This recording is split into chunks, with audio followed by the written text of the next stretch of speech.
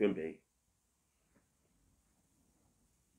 kafiri den Ali Bacili ka ɲamankan den min sɔrɔla Oroze la waati min na Fulɔn bɛ Basan ale bɛ ba Kuntrɛmɛ la waati min na Fulɔn bɛ ka Faransi kɛlɛ ale bɛ ka Faransi défend waati min na Petini tɔgɔ Kemi Seba bɛɛ ka jɛ a ka nationalité kɔ ka Afrique défend ka fa ka dugu défend ni ɲamɔgɔden labancogo filɛ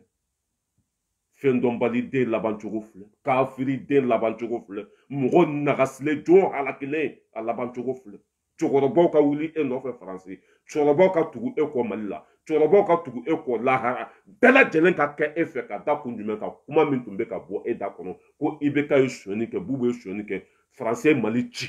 ko kuma min tun bɛ ka bɔ i da kɔnɔ k'i kan ka dɛmɛ i ye tiɲɛ bila mɔgɔ y'i bila tiɲɛ ye Ala de ye bin cogo t'a la mɔgɔw ma tugu e kɔ dɔwɛrɛ la a valeur t'i la a daraja t'i la a cɛɲa t'i la a kukala t'i la i y'a faamuya b'a la ba baga t'i la i ni k'u sigi nɔgɔlen mɔgɔw tuguli kɔ mun na tiɲɛ parce que tiɲɛ ye Ala de n'i y'a bila mɔgɔw b'i bila dɛ rasajatɔ an bɛ dugawu kɛ Ala ka hinɛ la k'i dayɔrɔ sumaya kɛmɛ o kɛmɛ sigi la 99 o bɛɛ bɛ ka Asimi défend o bɛɛ bɛ ka Mali défend fo i kelen pe hali mɔgɔ minnu b'i kɔ bi i ma video kɛla yɛrɛ tɛ CDR kɔnɔ tuguni jɔn bɛ CDR kɔnɔ min bɛ video kɛ a tɛ yen video kɛla tɛ yen u bɛɛ jigi tigɛra faso jɔ kuma tɛ ka bɔ i da kɔnɔ Sogɛli y'a don ta Sogɛli y'a bɔ ta a ye sonyani kɛ a y'a kɛ tan foroba misi n'a ye foroba ɲɔ dun o kuma bɛ taa fɔ min o kuma bɛ taa fɔ min fɔ yɔrɔ tɛ yen anw de t'an ka wari ye anw ko an bɛ Sogɛli fɔ Sogɛli ye kuma min fɔ Nations Unies kɔnɔ o valeur ka bon ka tɛmɛ 1 milliard kan Sogɛli taara Mali kunna wolo min kɛ o valeur ka bon ka tɛmɛ 1 milliard kan ewa hali n'a fɔra ko Sogɛli ka nin wari lasegin walahi bilahi malidenw bɛ cogo min na bi fasoden ɲumanw k'a daminɛ Amérique Faransi Côte d'Ivoire Sénégal Mali kɔnɔ an bɛɛ lajɛlen mɔgɔ kelen o kelen 10 euro bilahi an bɛ Sogɛli ka wari sara fo ka tɛmɛ a kan parce que hɔrɔnw don fasoden ɲuman don cɛ don cɛkisɛ don wara don n'ale tɛ minisiri ma deli ka nin fɔ ni tubabuw kumana IBK bɛ bo fara ni tubabuw kumana e jɔn k'a photo lajɛ bubu ni bube u ka intérêt kosɔn u taara Mali fɛ a photo tun bɛ n kɔ a bɛ n ka page sanfɛ Mali u ka intérêt kosɔn u taara Mali fɛ bubu ni bube olu ka to fanga la dɔrɔn o mɔgɔ de tɛ yen tuguni o mɔgɔ tɛ yen Macron ko politiciens kana minɛ non mais ni ne ye nin Macron jugu sago in lajɛ ko an dabali bɛ ban de Macron ko kana politiciens minɛ aw ye Jérôme Kayizaki minɛ yan Jérôme Kayizaki a ma sonyani kɛ dɛ Jérôme Kayizaki ko a ma ka bien parce que Faransi n'i bɛna ta fanga la yan bien fɛn fɛn b'i bolo i b'a déclarer mais Jérôme Kayizaki ka wari tun bɛ Banque mondiale la a ma sɔn ka déclarer wari min tun b'a bolo Faransi a y'o dɔrɔn de déclarer Jérôme Kayizaki François Hollande ka ministre kɔrɔ o b'aw bolo kaso la bi a ma sonyani kɛ a ma bin mɔgɔ kan ko a ma ka bien dɔrɔn déclarer a y'a minɛ k'a don kaso la yan maliyɛn y'a da don o la a ye Sarkozy minɛ k'a don kaso la maliyɛn ko k'aw kana minɛ mɔgɔ minnu y'an faso ci k'an faso faga k'an ka jamana ci an bɛ k'o minɛ bi Petini bi t'i jɔ k'an kana politiciens minɛ parce que olu tun ye mɔgɔ minnu fabriqué ça veut dire que u ka sigi an kun na olu bɛ ka don kaso la bi u kɔ jɛnina u ɲɛ jɛnina a ko an kana politiciens minɛ ni min falen di ba sinji la t'u bɔ kaso la ni min falen di ba sinji la t'u bɔ kaso la cɛ Petini bɛ ɲini ka dan sago dɛ tellement que cɛ tɔgɔ Fɔnba ye walahi n ko Fɔnba ye cɛ frappé quoi Mali mɔgɔ ɲɛnama hɔrɔn den bɛɛ bɔra bi Zamil Bitar Kader Mayiga i y'a faamuya b'a la Fɔnba walahi ninnu ye bunteli da Macron kan hali Asimi yɛrɛ ye lettre sɛbɛn Asimi lettre sɛbɛn ka ca ma ko a k'a dabɔ ça veut dire que Mali ala cɛ Mali jɔra ka sɔrɔ i sen t'a la hɔrɔnkolonden kunu i y'a daminɛ cogo min na n'i tun tora ten i tun bɛ kɛ président ye rasa kunu i y'a daminɛ cogo min na i bɛ kama ye Bubu man ɲi Karimu Keyita man ɲi n'i tun ma kɛ natabaden ye walahi Asimi filɛ place min na dɛ maliyɛnw tun b'a fɔ ko e de ka bila ye Asimi tun t'a sɔrɔ hali ni Asimi tun ye yen sɔrɔ Sogɛli bɛ place min na i tun bɛ bila ye n'i tun ma yen fana sɔrɔ cɛ tɔgɔ colonel Njaw filɛ place min na assemblée président i tun bɛ yen sɔrɔ mais bi filɛ radio de la depuis y'a daminɛ radio so n'a tɛ dɔnkili da la a bɛ dɔn na n'a tɛ dɔn na a bɛ cigarette min na n'a tɛ cigarette min na a bɛ sunɔgɔ la wolokojugu den walahi il est temps que maintenant Mali bɛ cogo min na bi komi colonel Njaw ye ci lase bɛɛ ma colonel Njaw a kumana kunu ko il est temps que maintenant Mali bɛ cogo min na bi politiciens u ka politique dabila Mali bɛ cogo min na bi faso denjugu u k'u daminɛ Mali bɛ cogo min na bi maliden bɛɛ ka don da kelen fɛ ni ma sɔn o ma o bɛrɛkɛnɛ b'u bolo dɛ colonel Njaw a kumana kunu a ye ci lase bɛɛ ma diinɛ ɲɛmɔgɔ i sen ka jan i bolo ka jan k'o ka dabila politiciens a donna ta a bɔra ta a ko k'o ka dabila a dɛlangolo minnu bɛ faransɛ finman minnu bɛ a faransi ye nin kɛ a donna ta a bɔra ta colonel Njaw ye ci lase dɛ ko nin bɛɛ ka dabila ne b'a dɔn ko rasa bɛ kaso kɔnɔna fɛ bi ka tɛmɛ kɛnɛmala kan a jigi wɔɔrɔ la a jigi tigɛra se t'a ye dabali t'a ye cɛ t'a kɔ muso t'a kɔ maa si t'a fɛ bi ka taa ka hɔrɔnkolondenya kan bɛɛ tigɛra a la a tɛ se ka boli ka taa Senegali wari sonyɛnen min b'a bolo a tɛ se ka taa yen a tɛ se ka boli ka na refuser demander yan a bɛ kaso perefere n'o kɛra Bubu tɛ se ka bila baara la tuguni i m'a ka kuma caya kun ye a bɛ kaso kɔnɔna fɛ bi ka tɛmɛ kɛnɛmala kan walahi bilahi argument tɛ yen fasojɔ kan tɛ yen dignité tɛ yen hɔrɔnya foyi foyi tɛ petini na n'aw m'aw k'u ta ka bɔ cɛkɔrɔba ka du kɔnɔ walahi bilahi ne yɛrɛ bɛ cɛkɔrɔba wele Papa Darame n'a ma sɔn ka ninnu labɔ n ye n kali Ala la n bɛ video sigi a kama yan n bɛ cɛkɔrɔba wele i ye 6 mois fɔlɔ d'u ma k'u ka bɔ i ka so kɔnɔ o ma sɔn ka bɔ i ye 2nan d'u ma k'u ka bɔ o ma sɔn ka bɔ 3nan d'u ma u t'i nɛgɛ k'o ye 40 millions fara ɲɔgɔn kan k'o ye dugukolo san k'u b'a jɔ o ye min fɔ cɛkɔrɔba ye ko dans 3 mois k'o ka kisɛ bɛ ban 3 mois o y'a de fɔ cɛkɔrɔba ye ko cɛkɔrɔba ka sabali i bɛ san bɛ tila video na o bɛ boli ka taa cɛkɔrɔba wele tuguni ka taa nɛgɛn quoi cɛkɔrɔba don o bɛ boli sisan ka wele k'a nɛgɛn o ye 6 mois 4 de di cɛkɔrɔba ma layidu kolon anw minnu filɛ nin se tɛ anw ye anw ko Maliba moyen de 3 mois kisɛ min b'an bolo an ta don o politicien tɛ yen o association tɛ yen o jɛkulu tɛ yen min ka kisɛ t'i bolo hali n'a jɔ wari t'i bolo i bɛ se ka taa yɔrɔ dɔ ta luwanse la k'a sara nin den kolon ninnu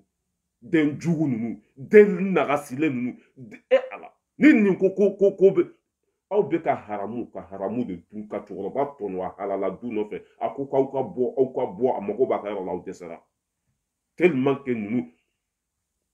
wari min b'u bolo k'u bɛ kisɛ jɔ bilahi ne ka wari b'a la wari min b'u bolo bi o bɛ k'a fɔ ko 40 millions sɔrɔla 30 millions sɔrɔla walahi bilahi suma walahi ne ka wari b'a la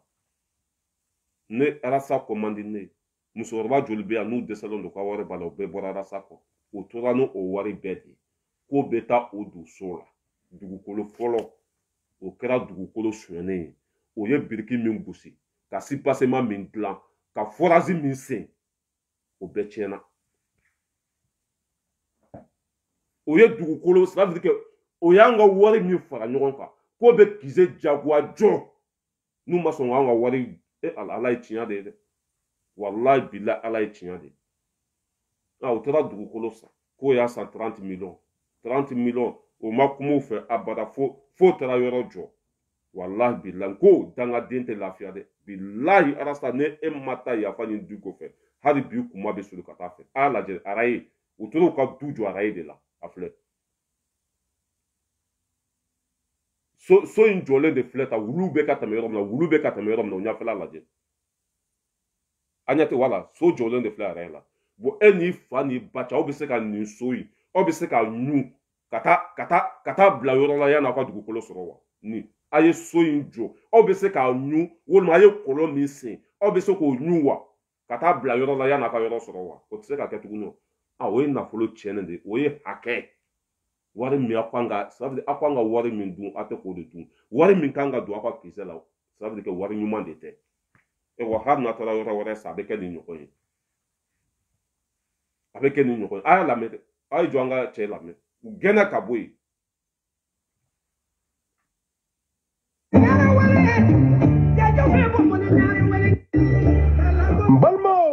de fo bɛɛ lajɛlen ɲɛna an bɛ yɔrɔ ɲini na Amadou u bɛ ka yɔrɔ visiter ani Bajaga u bɛ ka taa yɔrɔw la n ko n'u ye aw bɛ yɔrɔ ɲini na cɛkɔrɔba mago b'a ka yɔrɔ la san 3 bɛ yen aw ta k'aw fa n'aw ba kama ka taa yɔrɔ dɔ ta luwanse la hali n'aw tɛ se ka so sɔrɔ Bamakɔ a ye taa kase la walima aw ka taa comment s'appelle Kati walima aw ka taa Bagunu ne yɛrɛ fa ka a ye taa yɔrɔ dɔ la a k'a kɛ aw fa n'a ba kama a ka bɔ cɛkɔrɔba ka yɔrɔ la cɛkɔrɔba ye lahidu di aw ma san 1 hali bi aw bɛ yɔrɔ ɲini na cɛkɔrɔba mago b'a ka du la nin tɛ tɔɲɔli ye wa nin tɛ bingali ye wa hɔrɔnya bɛ sɔn nin ma wa danbe bɛ sɔn nin ma wa cɛkɔrɔba ko ne ma k'a tɛ se k'a kɛ cogo dɔ la k'u gɛn ka bɔ yen cɛkɔrɔba mago b'a ka du la 100 par mois san 3 ça coûte combien de millions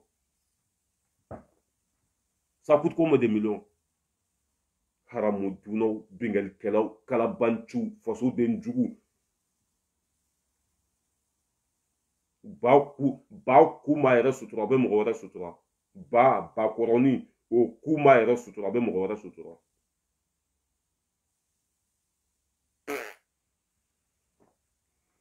non wallahi ko c'est pas la peine quoi an ka cɛkɔrɔba lamɛn ne yɛrɛ fa a ye min fɔ faransi ma pour que vidéo kana janya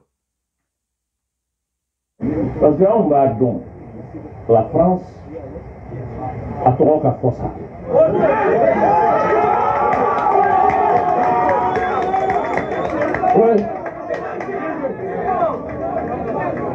n delila k'a fɔ et je le redis encore je n'ai pas la myopie politique pour ignorer les relations historiques et stratégiques qui lient le Mali à la France. Non, on ne peut pas l'ignorer. On ne peut pas l'ignorer. On ne peut pas être responsable et ignorer ça. Non.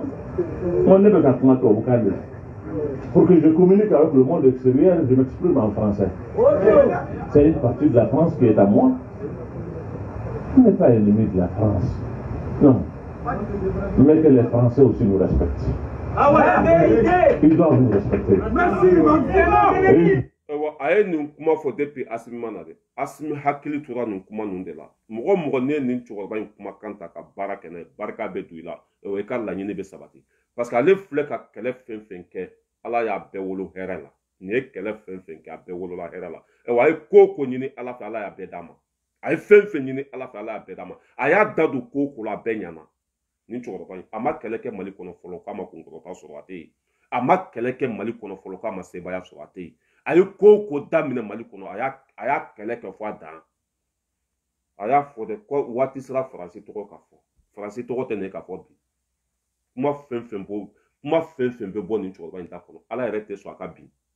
ayi ala b'o kuma la wuli k'a jɔ ka barika don a la mɔgɔw bɛ baara kɛ ne diyagoya parce que ala mɔgɔ don tiɲɛtigi don danbetigi don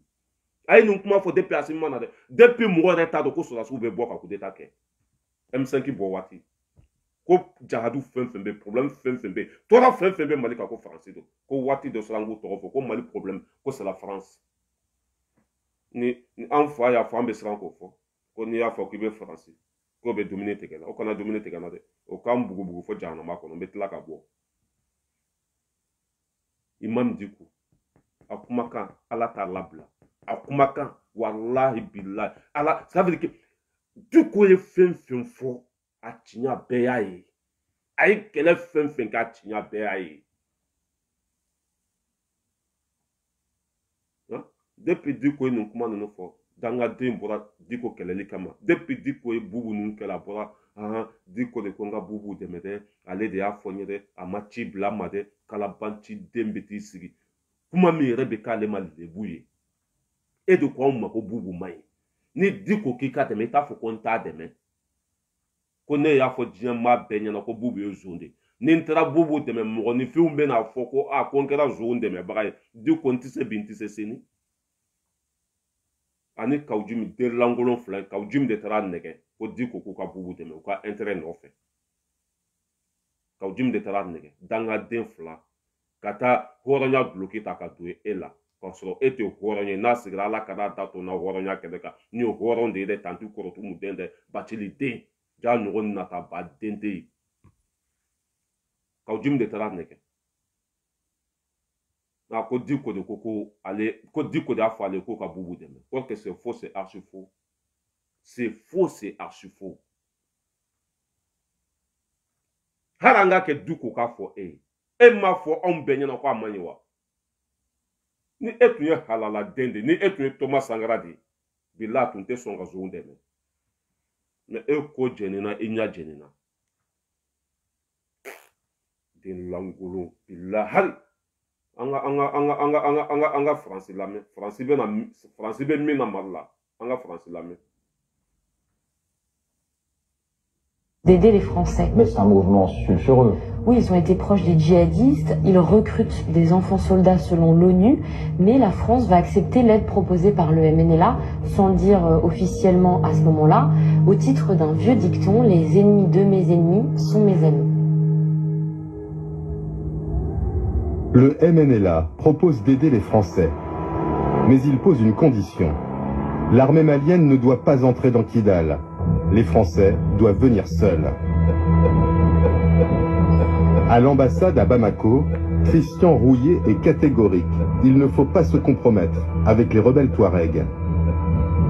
Pour nous, la principale menace est AQMI et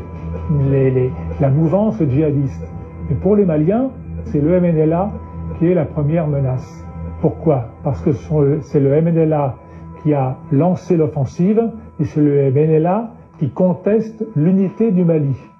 Donc c'est ce que j'essaye d'expliquer à Paris en disant attention, il faut éviter de se compromettre avec le MNLA. Mais le Quai d'Orsay passe outre les recommandations de l'ambassadeur. Les choses ne peuvent pas toujours être d'une limpidité absolue. Bon, ce qui est des mouvements terroristes, nous refusons de travailler avec eux. Mais il y a des personnes qui sont dans une situation un peu intermédiaire, et là, le rôle de nos services, c'est d'essayer de les amener du bon côté. Quelques semaines après la reprise de Kidal, l'ambassadeur Christian Rouillet, qui s'est publiquement opposé à la collaboration avec les rebelles Touaregs, sera démis de ses fonctions.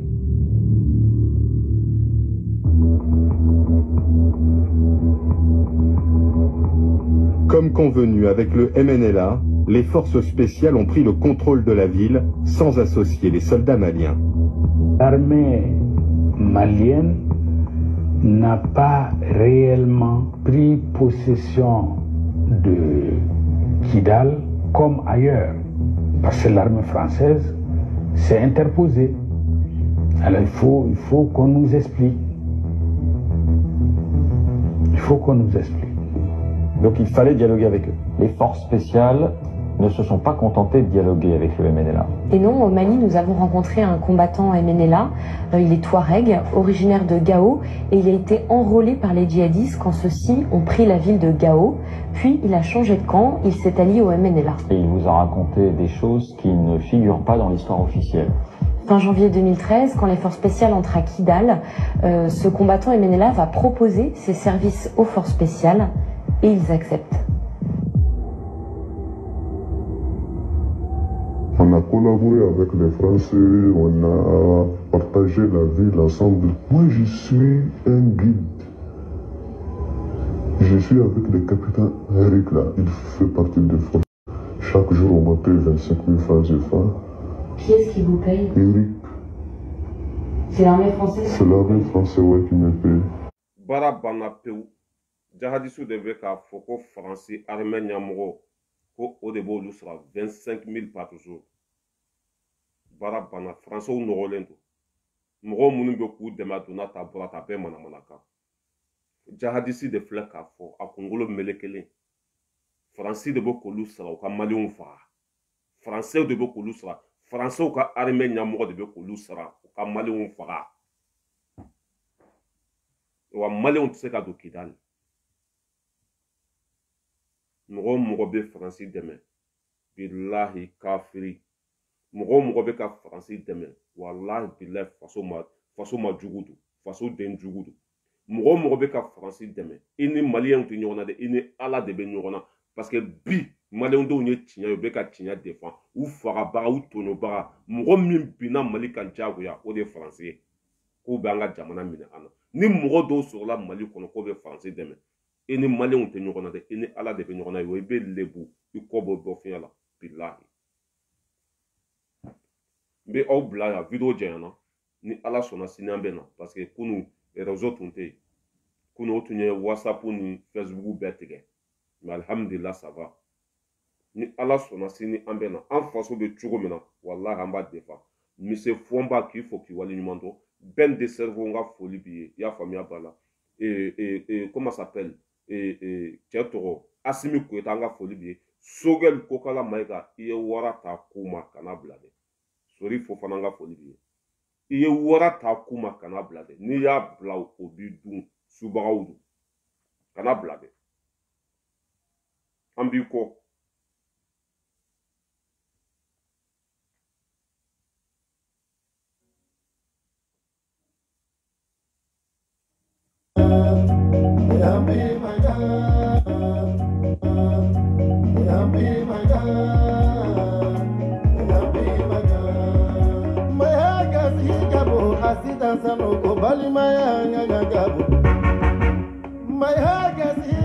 Madamu tungara balimaya nganyagabu balimaya damagabe elema sindi damagabe senamu sogabe elema baranyogo damagabe meni faunya na biga faugofe asini gamabe maya hewati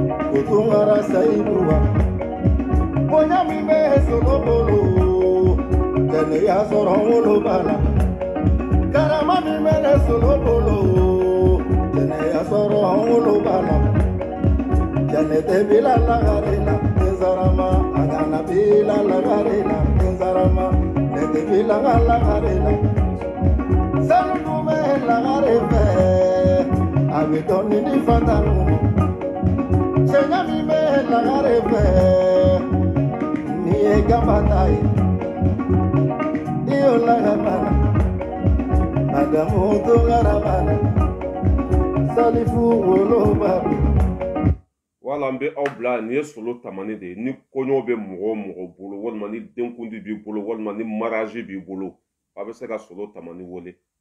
ni mɔgɔ mago b'a ka téléphone numéro la i bɛ n contacter n bɛ tila k'a ka téléphone numéro d'i ma a kan ka di et puis fasoden ɲuman don an bɛ liti fɛn fɛn na solo tamani b'a bɛɛ la an bɛ kɛlɛ fɛn fɛn na solo tamani bɛ an nɔfɛ hɔrɔn do halaladen do danbetigiden do nin ni Sidiki Jabate ninnu tɛ kelen ye dɛ nin ni Iba Wade ninnu tɛ kelen ye dɛ nin ni comment s'appelle kilaba ninnu tɛ kelen ye dɛ caatiri bɔla kɔnbɛjɛ halakilen ni jugu sago ninnu waati min na Alpha Blondy bɛ ka diɲɛ bɛɛ défend ka farafinna défend waati min na solo tamani bɛ ka diɲɛ bɛɛ défend ka farafinna défend Iba Wade a y'a dɔn ko IBK ka sɛn k'a ma wolo hɛrɛ la a taara wari minɛ ka maliyɛnw faga waati min na Sidiki Jabate y'a dɔn IBK ka sɛn k'a ma wolo hɛrɛ la a wolola tɔɲɔ de la malidenw bɛ ka sa a taara wari minɛ ka maliyɛndenw faga Sidiki Jabate o tɛ lafiya fo ka diɲɛ dugukolo meleke waati min na Nayini Jabate ɲa kelennin faru kelennin a y'a dɔn ko maliyɛndenw bɛ tɔɲɔ kɔnɔ an bɛ gɛlɛya kɔnɔ Ogosago bɛ ka ci Mojuru bɛ ka ci Jurɔ bɛ ka ci faso nafolo bɛ ka suɲɛ ɲa kelennin faru kelen den a taara wari minɛ i y'a faamuya b'a la o bolo yen nɔ dulɔmina den ko mun yɛrɛ a tɔgɔ yɛrɛ dulɔmina den a n'a bobara jalen den a tɔgɔ petinin tɔgɔ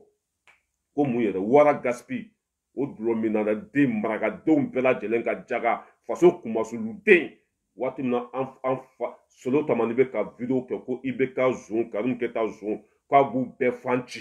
o waati nin den barikaba ni den ninnu bɛ IBK kɔ faso avion kɔnɔ n'u tɛ Murutani u bɛ Kayi n'o tɛ Kayi u bɛ yan fɛ ka fantanw joli ka o min ka fantanw faga k'an ka jamana ci